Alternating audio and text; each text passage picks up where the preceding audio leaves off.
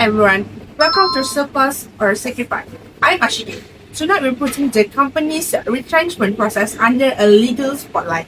Did precision manufacturing commit an unlawful dismissal under Section 20 of Industrial Relations Act of 1967? Was the departure from the last in life of LIFO principle legally justified? Let's examine it together.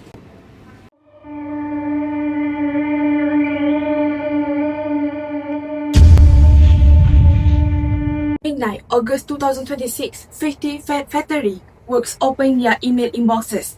Access card deactivated. Decades of loyalty erased in a single click.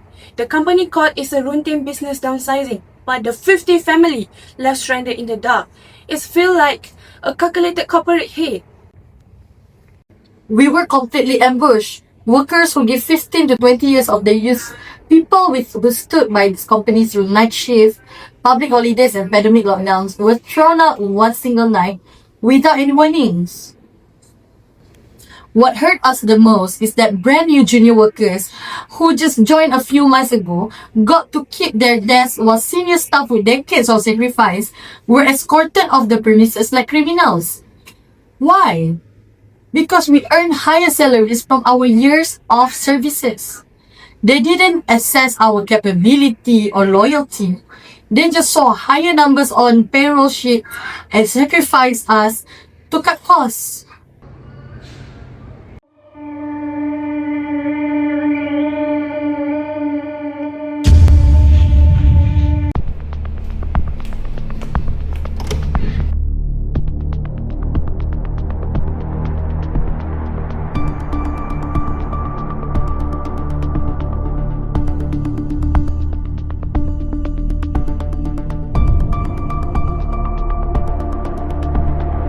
Let's be entirely transparent about why we are here now. So, precision manufacturing suffered a severe 60% of cancellation in international export during Q3. So, we filed an official Form PK notice with the Labour Department under Section 63 of the Employment Act 1955. So, our operational survival was directly threatened. No one is denying the market downturn, Ms. Meviza. What we are challenging is who took the hit. Under the Code Conduct of Industry Harmony 1975, the long-established last in first out of LIFO principle dictates that junior employees must be retrenched first. Why did 50 senior technicians with over a decade of service get fired while junior staff remain untouched? You need to understand, Miss Yusmira, because our business model had to shift overnight. We upgraded our assembly lines to automated, computerized German machinery, so the junior technician process specialist certification in our programming that senior staff simply did not have. So retaining workers who couldn't run those machines will have to bankrupt us within 6 months. In your line, Meviza, this senior technician built the factory floor. Many of us held a high performance rating for 5 consecutive years.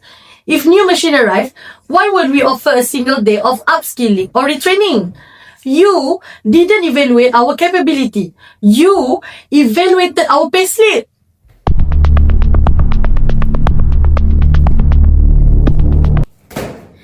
In an emergency retrenchment, a company does not have any luxury of amounts of retraining. So we needed to immediate operational capability to fulfill the remaining contract. So keeping certified junior staff was a rational business decision for us. So not a personal attack on senior workers. Rational. You cut senior workers earning 5,000 to keep your junior staff earning 2,500 under the disguise of technical necessities. You use a temporary economic slump to strip away our statutory right and discard loyal workers like expired machinery.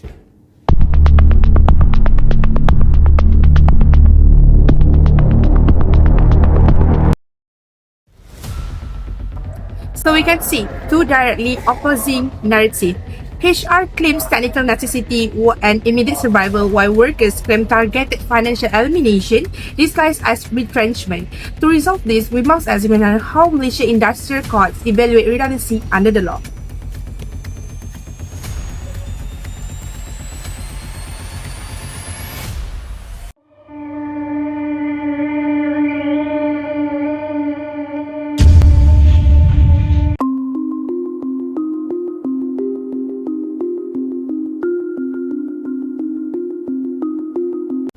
Haziq, as a labour law expert, you at this time might.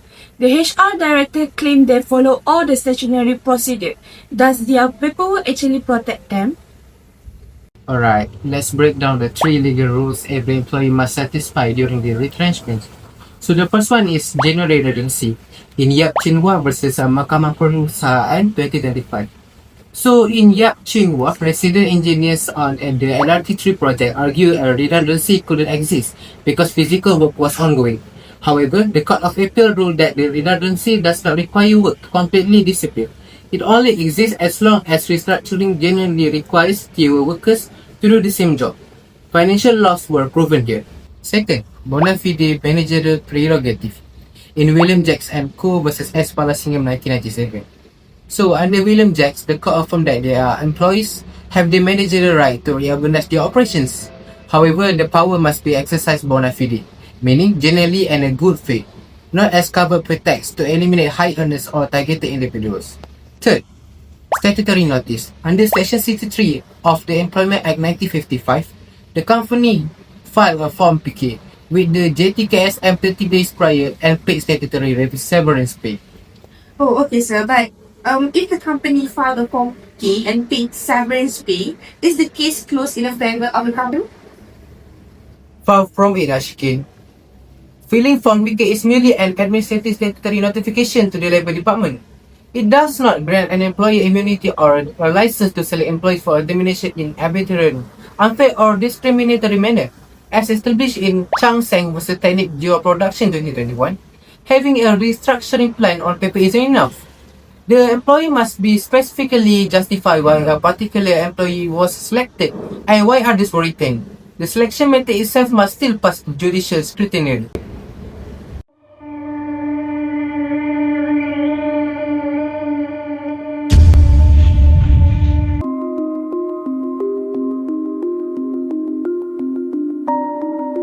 Now, we reach the pivotal question in this investigation, the selection process.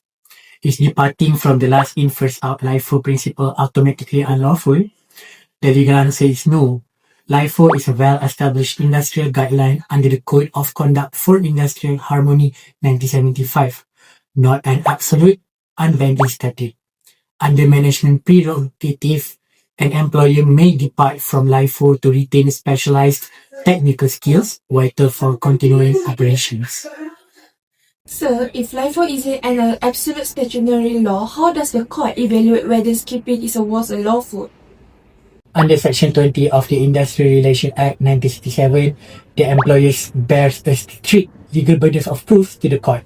This can be seen in the case of Nik Afif Farhan versus Malindo Airways Sdn Bhd. So basically, the court ruled that retrenchment was unlawful because the company bypassed LIFO and retrenched a senior pilot without producing a written master list. And then the pilot was awarded 252,000 ringgit. The second case is Haniza binti Ahmad Jamaluddin versus Komi KMC Sdn Bhd. So in this case, the court held that the employers cannot artificially manipulate transfer dates or department boundaries to strip away accumulated seniority without objective comparative proof.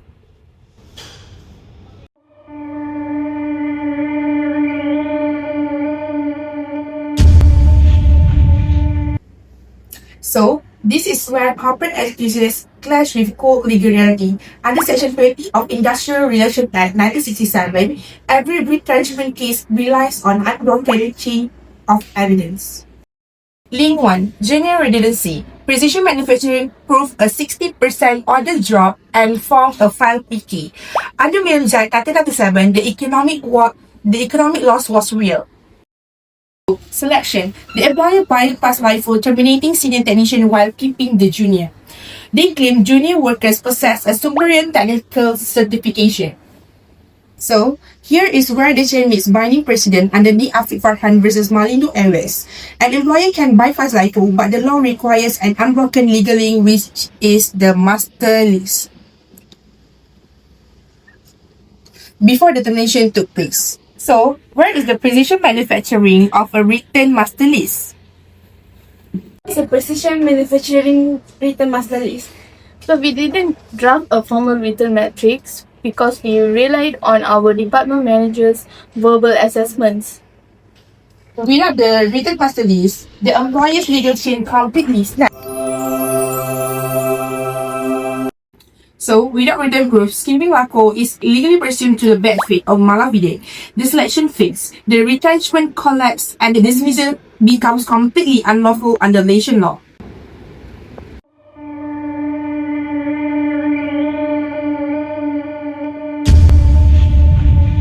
To conclude tonight's legal investigation, the research worker established that departing from LIFO targeted senior employees without objective written evaluation. Second, the employer established genuine financial losses and operational restructuring under the PK. Third, our legal framework detects that financial hardship satisfied Tier 1, but failing to provide written proof of skill evaluation completely destroyed the Tier 2. The legal evidence speaks for itself. Form PK does not excuse arbitrary selection. Without a written master list, skipping LIFO is fails. Under Section 20 of IRA 1967, verbal claims without documented evaluation are completely void. A hard lesson for HR. Financial loss alone won't protect if you in court. If your selection process relies on verbal reviews instead of a written matrix. This proves that companies can't just treat senior staff as expensive line items. Seniority and loyalty matters, and the law protects us when LIFO is abused. So, in the end, is the retrenched workers' claims under Section 20 of Industrial Relations Act 1967 sustainable? Yes, it's fully sustainable. Why? Because while financial loss give an employer the right to downsize, the law strictly penalizes subjective unwritten selection without a written cooperative master skill. Departing from LIFO constitute an unlawful dismissal without just cause or excuse. That's all. Kiss, bye!